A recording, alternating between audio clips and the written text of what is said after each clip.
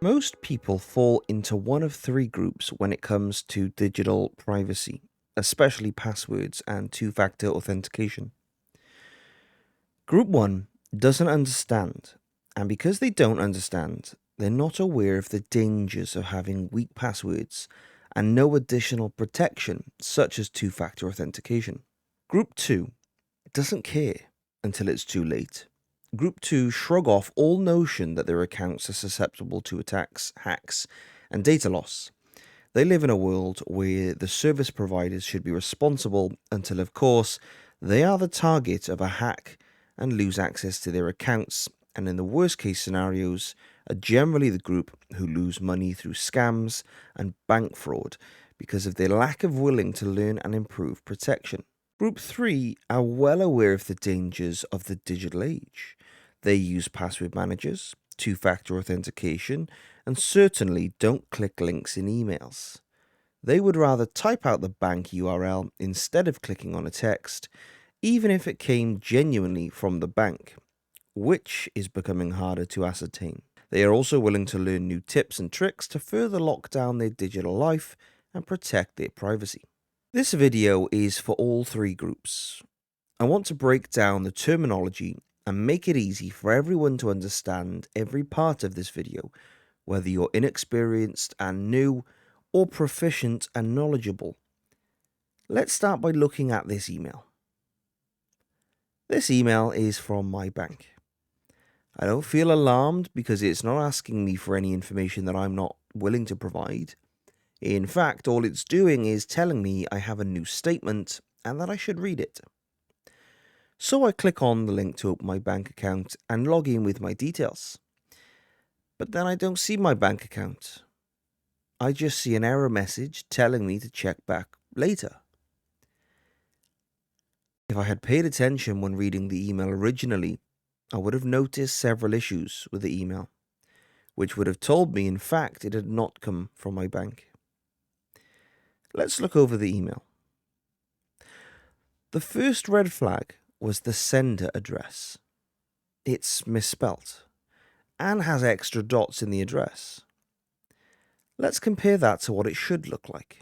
As you can see, the bank address for real is spelled correctly and there are no additional dots. The email looked very convincing.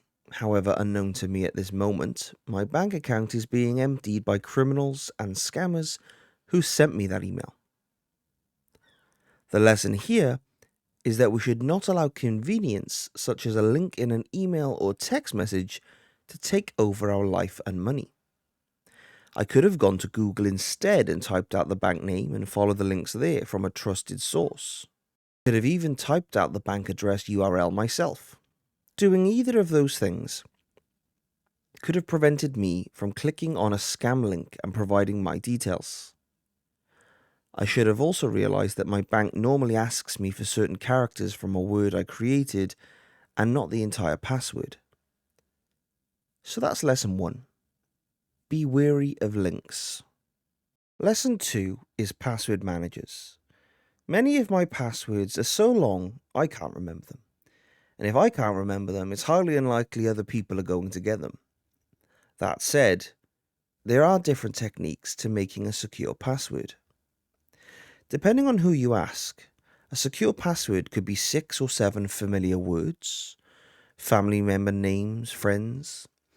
Another might suggest that a long, random character set generated randomly in a password manager is more secure.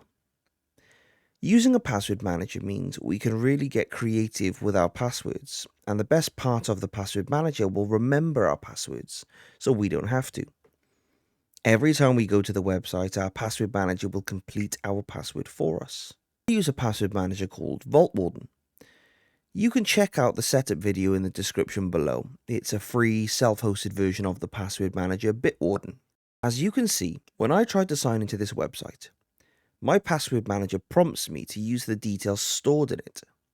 The username and password is a variation of my email address using something called plus addressing, and a really long password that not even I know. Lesson 3 is two-factor authentication.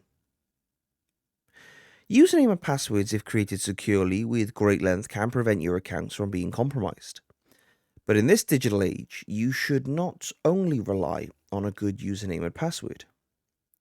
Two-factor authentication is a security method that requires two different ways to prove you are the person you are when logging into an account. It's like adding an extra layer of protection to your online accounts. Imagine your online account is a house. Your password is the key to the front door. With two-factor authentication, you're adding a second lock, like a deadbolt. Even if someone steals your key password, they can't get inside without the second key. And you've probably already used two-factor authentication without actually realizing it. Maybe when you've logged into your bank's website and it sent a 6 or 8-digit code to your mobile phone. That is two-factor authentication. So why two-factor authentication is important? Well, it's stronger security, because even if someone gets your password, they still need the second factor to get into your account, which they don't have. It protects you against common attacks for when people are brute forcing username and passwords. It also helps prevent unauthorized access, even if your password is stolen through phishing scams or data breaches. And it's easy to use. It's possible you may have also encountered something called Passkeys. That is currently the bleeding edge of data security in terms of website signing in technology. Passkeys are a new way to log in online and is more secure and easier to use than traditional passwords. Now, passkeys are designed to replace passwords entirely, eliminating the need to remember complex combinations or worry about them being stolen. Imagine your online account is a high-tech building. Instead of using the physical key, you can use your fingerprint or face scan to unlock the door. This is similar to how passkeys work. They use unique identifiers that are tied to your device or your biometrics to grant you access. So there you have it. You should now have a better understanding of the different ways to protect your online digital life.